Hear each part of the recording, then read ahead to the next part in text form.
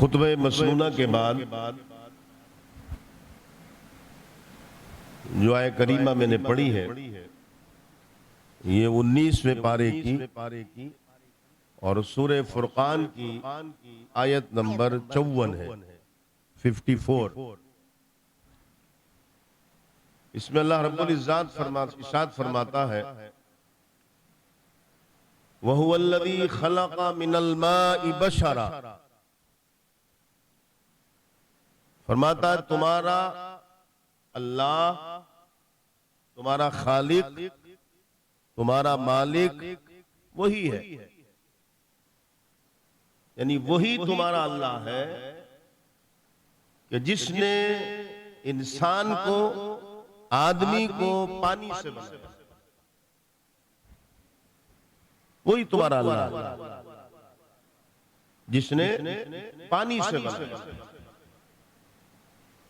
और बड़ा खूबसूरत बनाया, बड़ा हसीन बनाया। लक़द खलक़नल इंसान फी अहसनी तक़वीम किया। बड़े बड़े मुसव्विर देखे तुमने, पान के छोटे से पत्ते पर तस्वीरें बनाने वाले,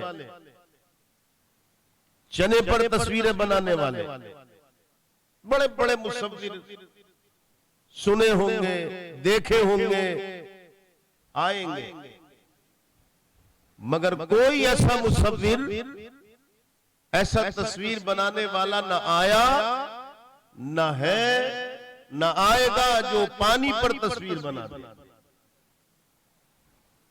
जिसने पानी पर तस्वीर बनाई वही तुम्हारा अल्लाह।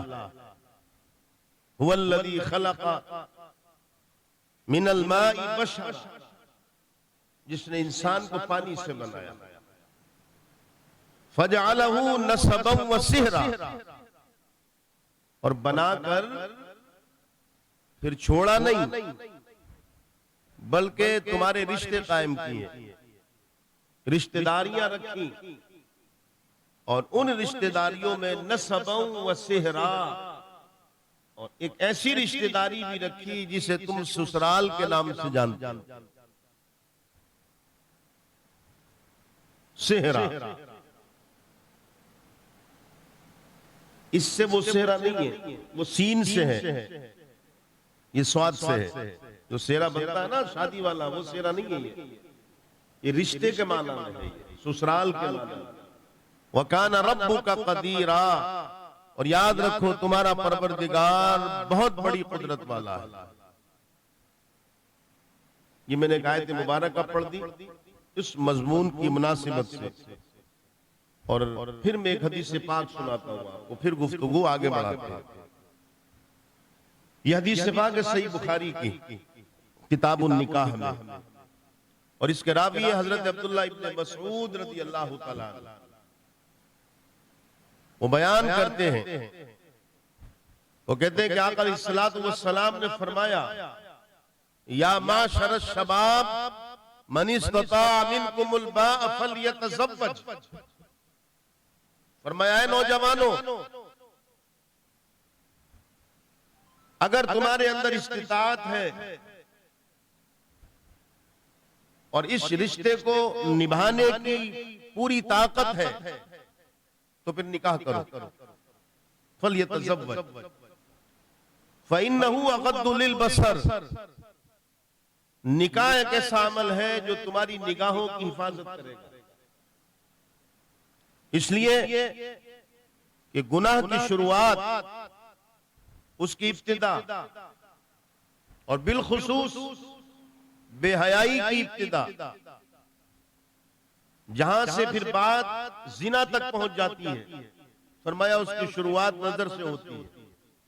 तो निकाह एक ऐसा अमल है, फ़इन्नहु अग़द्दु लिलबसर, निकाह तुम्हारे नजरों की, तुम्हारी निगाहों की हिफाजत करेगा। व अहसनु लिल फरज, और तुम्हारी शर्मगाहों की भी हिफाजत करेगा। तो तुम निकाह करो, और अगर इस्तिताअत नहीं है, वमन लम यस्तति, और अगर तुम इस बात की ताकत और कुव्वत नहीं रखते कि तुम निकाह की रिश्ते को निभा सको, या अपनी बीवी के हुकूक अदा कर सको, वमन लम यस्तती फअलैहि बिस्सौम, तो फिर तुम कसरत के साथ रोजे रखा करो।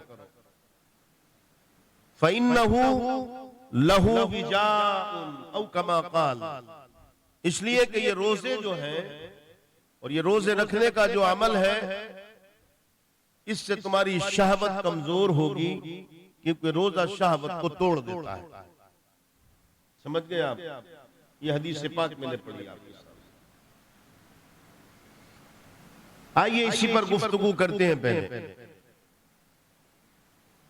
याद रखें, शरीयत में निकाह, लफ्ज निकाह, नून काफ अलिफ और बड़ी हा, निकाह का इसको जिसको अक्द कहते हैं, अक्द निकाह, अक्द कैसे अमल को कहते हैं जिसको हम लोग बोलते हैं गांठ बांध लेना, गिरह लगा लेना, गांठ बांध लेना और गिरह लगा लेना, और इतना पुख्ता वादा और कौलो इकरार करना कि फिर दुनिया भर के झमेले और दुनिया भर की परेशानियां और दुनिया भर के तूफान आए, मगर वो गिरह न टूटे, वो गांठ न खुले, वो किया हुआ वादा कौल और करार जो किया है वो टूटने ना पाए, उसको शरीयत में अक्द कहते हैं, जिसको हम निकाह के नाम से जानते हैं। यानी निकाह का वादा, उसका कौलो करार, उसकी गांठ बांध लेना। और इस अक्द के जरिए होता क्या है कि फिर औरत मर्द के लिए और मर्द औरत के लिए हलाल हो जाती है। वो सारे पर्दे और सारे हिजाबात और सारी पाबंदियां फिर हट जाती हैं, और फिर एक दूसरे के वो इतने करीब हो जाते हैं कि लिबासुल लकुम व अंतुम लिबासुल लहुन, मर्द उस औरत का लिबास बन जाता है और औरत उस मर्द का लिबास बन जाती है। इसको अक्द निकाह कहते हैं। दूसरी बात, रिश्ते याद रखें, इस रुए जमीन पर जितने भी इंसान है, कितने रिश्ते गिने भी नहीं जाते। ददियाल की तरफ ले लें तो एक बहुत बड़ी आपको कड़ी मिलेगी। बाप से शुरू हो जाए, बाप है, चचा है, ताया है, दादा है, दादी है, फूफी है, फिर चचाजाद भाई बहने हैं, फूफीजाद भाई बहने हैं, तायाजाद भाई बहने हैं, कितने रिश्ते चलते हैं। फिर ननियाल में आ जाए आप, मामू है, खाला है, फिर उनके बच्चे हैं, ये जितने भी रिश्ते हैं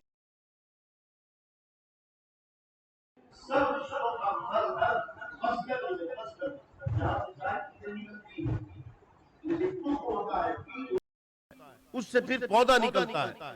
तो सारे रिश्ते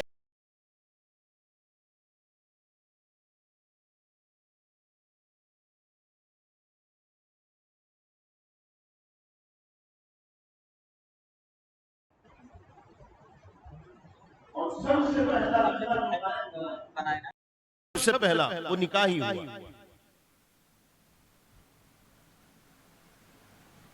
बाकी जितने रिश्ते भी हो फिर निकाह होने के बाद वजूद में आए। बाप का रिश्ता निकाह होने के बाद, मां का रिश्ता निकाह होने के बाद,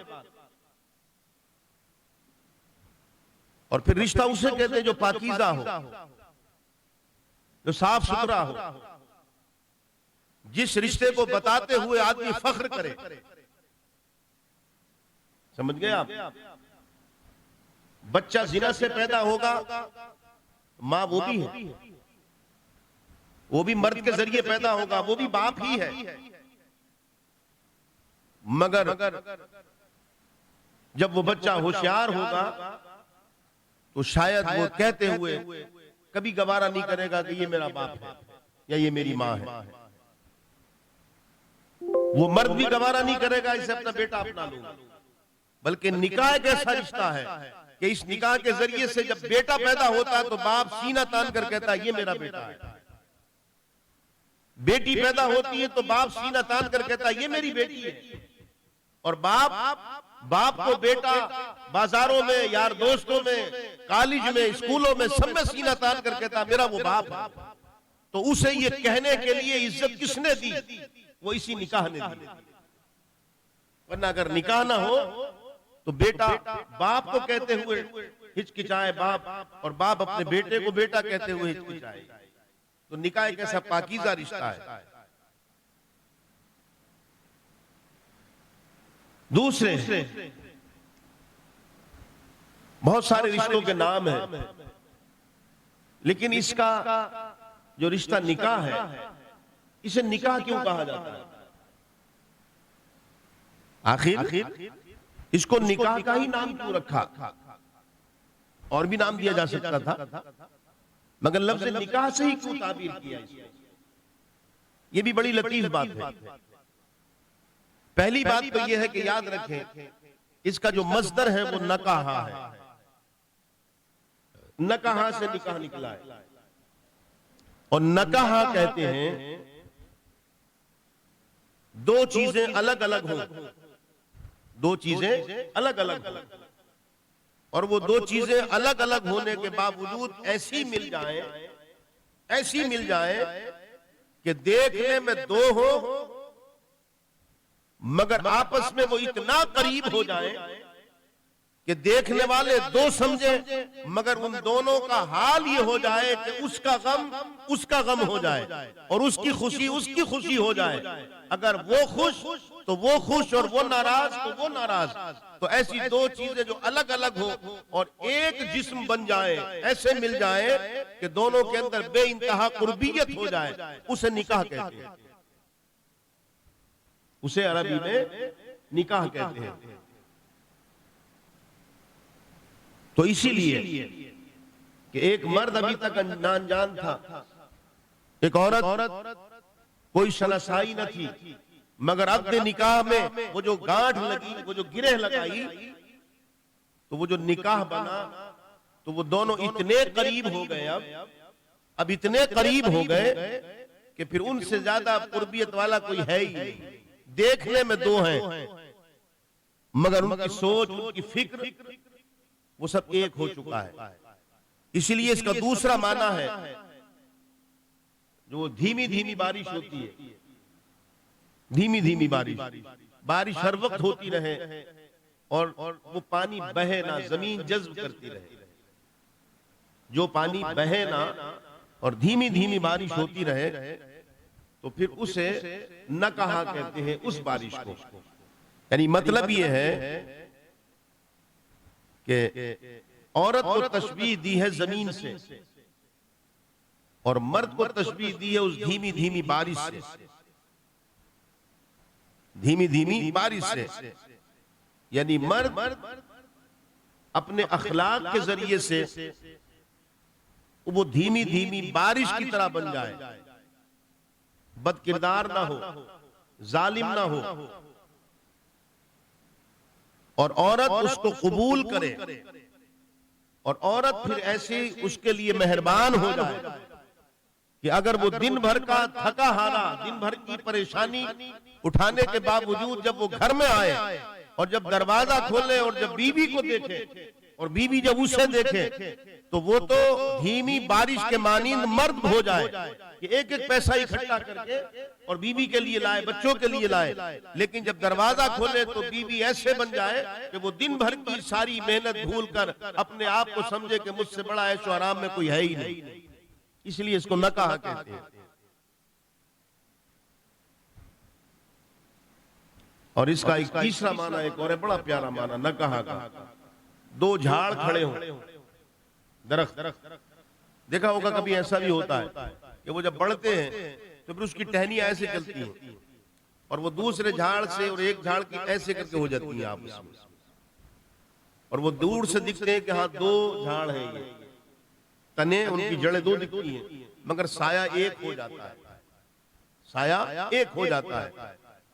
तो इसलिए उसको भी नकाहा कहते हैं। उसका इशारा भी इस तरफ है कि देखने में औलाद को ये लगे कि ये मेरा बाप है और ये मेरी माँ है, माँ अलग दिखे, बाप अलग दिखे, मगर उन दोनों का प्यार का साया ऐसा हो कि औलाद ये तय ना कर पाए कि मुझे बाप ज्यादा प्यार करता है या माँ ज्यादा प्यार करती है, ऐसा साया बन जाए। तो इसको नकाहा कहते हैं। दूसरी बात, 5 मिनट और बस, ज्यादा नहीं, क्योंकि ये हमारा हर हफ्तावार चलेगा। इससे और एक अहम नुक्ते की बात समझाता हूं मैं आपको। हर जानदार, एक चींटी से लेकर और हाथी तक, एक आप कीड़े को ले लें, झींगे से लेकर मगरमच्छ तक, फिर आप जमीन पर आ जाएं, आप चौपायों को ले लें, परिंदों को ले लें, इंसानों को ले लें, यानी कुल जानदार हैवान जिनको कहते हैं, अल्लाह ने एक निजाम बनाया, सबको साहिब औलाद किया। एक बकरी भी साहिब औलाद है, मां का दर्जा रखती है। और आपने देखा होगा कि एक मामूली सा परिंदा या मामूली सा चौपाया वो अपने बच्चे की मोहब्बत में, जब वो बड़ी चील बोलते ना, ईगल जिसको कहते हैं अंग्रेजी में गालिबन, जब वो ऊपर से झपट्टा मारती है मुर्गी के बच्चे पर, तो यहां तक कि मुर्गी अपने परों में अपने बच्चों को समेट कर और वो उस ईगल, उस चील से लड़ने के लिए तैयार हो जाती है और उस पर हमला कर देती है, हालांकि वो बहुत कमजोर है उसके मुकाबले में। अगर सामने से शेर हिरन के बच्चे पर हमला कर दे तो कई हिरनों को शेर एक ही हमले में जख्मी ही नहीं बल्कि मार भी सकता है, इतनी ताकत है उसके अंदर। मगर अपने बच्चे की मोहब्बत में हिरन शेर के सामने खड़ी हो जाती है और उससे लड़ने के लिए तैयार होती है। किस वजह से? औलाद की मोहब्बत होती नहीं होती, औलाद की मोहब्बत। मगर सवाल है, कभी सोचना आप इस बात पर, और वो ये कि इंसान भी अपनी औलाद से मोहब्बत करता है, जानवर भी मोहब्बत करता है, मगर इंसान की मोहब्बत में और जानवर की मोहब्बत में एक फर्क है। जानवर की मोहब्बत महीना, 2 महीने, 6 महीने, बाद जानवर ऐसे कि जिनकी मोहब्बत मुश्किल से 1 घंटा रहती है औलाद के लिए। आपने देखा होगा कि जब मुर्गी अपने बच्चों को अंडे से निकालती है तो वो बच्चों को लिए लिए फिरती है। वो कोई दाना, कोई चुगा उठाती है तो अपने ऊपर नहीं बल्कि अपने बच्चे की चोंच खुलवा के उसमें डालती है। खुद भूखी रहती है, उसे खिलाती है। परिंदों को देखा होगा आपने, घोंसले में बच्चे होते हैं उनके, वो उनके माँ बाप उड़कर जाते हैं, वहां से कीड़े मकोड़े या जो भी लाते हैं पकड़ के, खुद नहीं खाते बल्कि चोंच से नोच नोच कर अपने बच्चों को खिलाते हैं। ये ममता है, औलाद की ममता है।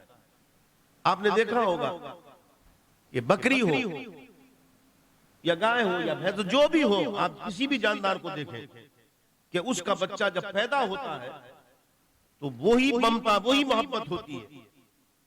वो पानी नहीं पीती जब तक कि उसका बच्चा नहीं पी ले, वो चारा नहीं खाती जब तक कि बच्चा नहीं खा ले। मगर ये मोहब्बत चंद महीनों की होगी, बहुत से बहुत। वही मुर्गी का बच्चा जब खुद अपने आप दाना उठाकर खाने लगे, वही बकरी का बच्चा जब खुद चारा अपने मुंह से खाने लगे, तो आप अपनी बकरी को या मुर्गी को जरा दाने डालकर देखें, और जब उसका बच्चा खाएगा तो वो सींग मारकर भगा देगी, उसको खाने नहीं देगी उसको। अब मोहब्बत खत्म हो गई। ये देखा होगा ना बारहा। वजह क्या है? औलाद तो वही है, वही बच्चा है जिसके लिए वो बेचैन थी। अब क्या बात है? पता चला ये मोहब्बत बस 2-5 दिन, 10 दिन, महीना भर, 2 महीने, 6 महीने तक की रही, बाकी मोहब्बत माँ की खत्म हो गई। एक इंसान एक ऐसा है कि 100 साल का बाप हो जाए, 100 साल की माँ हो जाए, और उनकी नजरों के सामने उनका बेटा दादा बन जाए, अपना बेटा दादा बन जाए, लेकिन जो मोहब्बत, जो उल्फत मां को उस दिन हुई थी जब वो पहली बार उसकी गोद में आया था। 100 साल के बाद भी वही मोहब्बत है कि नहीं? बल्कि बढ़ तो जाती है, कम नहीं होती। बढ़ तो जाती है, कम नहीं होती। वजह क्या है? तो याद रखें, अल्लाह ने जितनी भी मखलूक जानदार पैदा की, वो चाहे चरिंद हो, परिंद हो, दरिंद हो, इंसान हो, जो भी हो, अल्लाह ने इंसानों के अलावा जितनी मखलूक पैदा की, इधर तखलीक की और उधर उनकी औलाद का सिलसिला जारी कर दिया। जाओ आपस में मिलो, एक नर एक मादा, एक मेल फीमेल। परिंदे थे, उनको हुक्म दे दिया जाओ आपस में मुलाकातें करो, अंडे दो और बच्चे निकालो, जाओ। लेकिन जब हजरत आदम को तखलीक की और हजरत आदम जब पैदा हुए और हजरत आदम जन्नत में जब सो रहे थे और उनके जब बाई पसली से हजरत हव्वा को पैदा किया, वही हम जिन्स को देखकर जब हजरत आदम उठे और हाथ बढ़ाना चाहते थे, रब ने फरमाया नहीं आदम, हाथ मत लगाना, इसलिए कि तुम्हारा निकाह होगा, तुम्हारा पहले निकाह होगा, और जब निकाह नहीं होगा उस वक्त तक हाथ नहीं लगा सकते। हजरत आदम अलैहिस्सलातु वस्सलाम रुक गए। अल्लाह ने हजरत जिब्रील को भेजा और जिब्रील को भेजकर फिर वो निकाह कराया, और निकाह की जो लज्जत है, निकाह की जो असली बरकत है, याद रखें, वो मेहर है। निकाह होकर हलाल हो गए, मगर निकाह की जो बरकतें हैं और निकाह की जो रहमतें हैं, वो पूरा मदार है मेहर पर। जब हजरत आदम के मेहर का मसला आया तो अल्लाह ने फरमाया आदम मेहर अदा करो। तो हजरत आदम ने कहा मौला मेहर क्या अदा करूं, कोई पैसा रुपया तो है नहीं, कोई करेंसी तो चली नहीं थी। अल्लाह ने फरमाया काम करो, तुम मेरे महबूब पर 70 मरतबा दुरूद पढ़ लो। एक रिवायत में आता है कि 700 मरतबा पढ़ लो, एक रिवायत में आता है 70,000 मरतबा पढ़ लो। आका अलैहिस्सलातु वस्सलाम ने फरमाया जब हजरत आदम और हजरत हव्वा का निकाह हुआ तो तुम्हें मालूम है मेहर क्या था? फरमाया मेरे ऊपर दुरूद पड़ी, वो मेहर हो गया, वो मेहर हो गया वो। तो इस निकाह और मेहर की बरकत से अल्लाह ने इंसानों में फिर वो मोहब्बत अता कर दी, इस निकाह की वजह से, इस रिश्ते निकाह की वजह से कि 100 साल का बेटा अगर हो भी गया माँ बापों के सामने और माँ बाप 150 बरस के या उससे भी ज्यादा के हैं, तो वो मोहब्बत बढ़ तो गई मगर मोहब्बत कम नहीं होती। ये है फजीलत निकाह। इसी को निकाह की बरकतें और रहमतें कहा जाता है। इस पर हजरत अली रजी अल्लाह तआला अन्हु की एक मैं आपको रिवायत सुना दूं। हजरत अली रजी अल्लाह तआला ने फरमाया कि कोई शख्स अगर बीमार पड़ जाए, फरमाया बीमार पड़ जाए और वो शिफायाब ना होता हो और हजार इलाज कर ले, तो फरमाया वो एक छोटी सी दवा कर ले, एक नुस्खा है, उसे बता दे। फरमाया वो अपनी बीवी के मेहर के पैसे ले, अपनी बीवी के मेहर के पैसे ले और उन पैसों से शहद लाए खरीद कर, और उस शहद को बारिश के पानी में, जैसे मिसाल देकर समझा रहा हूं, एक गिलास पानी ले ले, उसमें 1 चम्मच वो शहद डाल ले और फिर बारिश के पानी में शहद मिला करके पी ले, अल्लाह शिफा दे देगा उसको। और मैं बारिश का ना मिले तो जमजम में डाल कर पी ले, और मैं जमजम का ना मिले तो मस्जिद के किसी कुएं का ले ले, मस्जिद के किसी कुएं का ना मिले तो मुसलमान बस्ती में कोई कुआं हो उसका पानी ले ले, वहां भी कुआं ना हो तो फिर आजकल जैसा माहौल है अपने घर का ही नल का पानी ले ले। और फरमाया उसमें पी ले, डालकर उसमें डालकर पी ले। किसी ने पूछा मेहर के पैसे ना हो तो? कोई जरूरी नहीं है, और आजकल तो है ही नहीं, और हमारे यूपी वालों में तो होते ही नहीं है। रुपए कितने साहब? 3 लाख, वो गैर मुअज्जल है, फिर दे देंगे बाद में। तो फरमाया अगर मेहर के पैसे नहीं है तो फरमाया कि उस किसी ऐसी औरत को तलाश करो जिसके पास मेहर के पैसे हो, उस औरत से कह दो भाई अपने मेहर में से हमें 2, 4, 10, 20 रुपए दे दो। पूछा अगर वो भी ना मिले तो क्या करें? तो फरमाया जब कोई ना मिले ना तो अपनी मां से मेहर ले लो, मां से मेहर ले लो। पूछा मां भी ना हो? फरमाया नहीं, वो मां का मेहर हर वक्त रहेगा। पूछा वो कौन सा मेहर? फरमाया दुरूद पाक, ये तमाम इंसानों की मां का मेहर है, हजरत हव्वा का। फरमाया शहद लो और उस पर 70 मरतबा या 7 से शुरू बताया, 7 मरतबा या 11 मरतबा या 21 मरतबा या 31 मरतबा, यानी ताक मरतबा दुरूद पाक पढ़ो, शहद पर दम करो और बारिश के पानी में मिलाओ और पीरो, अल्लाह शिफा अता फरमा दे। तो अजीजान मोहतरम, वक्त हो गया।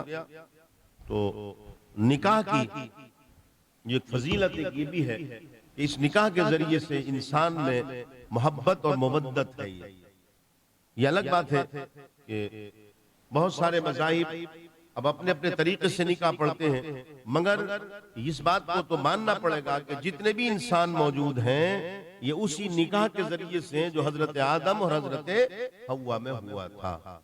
लिहाजा इंशाअल्लाह कल हम गुफ्तगू करेंगे निकाह के उस हिस्से पर कि जो हम जो कहते हैं कि निकाह अन्निकाह मिन सुन्नती फमन रग़िब अलैहि मिन सुन्नती, जो आका अलैहिस्सलाम की हदीस से पाक पढ़ते हैं कि निकाह मेरी सुन्नत है और जिसने मेरी सुन्नत से मुंह मोड़ा वो फिर हमारी जमात में से नहीं है। तो निकाह सुन्नत भी है और निकाह फर्ज भी है और निकाह वाजिब भी। निकाह के 3 दर्जे, निकाह फर्ज है, वाजिब है और सुन्नत है। इसी तरीके से निकाह करना हराम भी है और निकाह करना मकरूह भी। खाली यही नहीं कि निकाह करें, बल्कि कुछ ऐसी चीजें हैं कि अगर वो चीज नहीं पाई गई तो फिर निकाह करना हराम हो जाता है और निकाह करना मकरूह है। इसी तरीके से निकाह करना फर्ज है और निकाह करना वाजिब है और निकाह करना सुन्नत है। इंशाअल्लाह इस पर आने वाले इतवार को हम लोग गुफ्तगू करेंगे।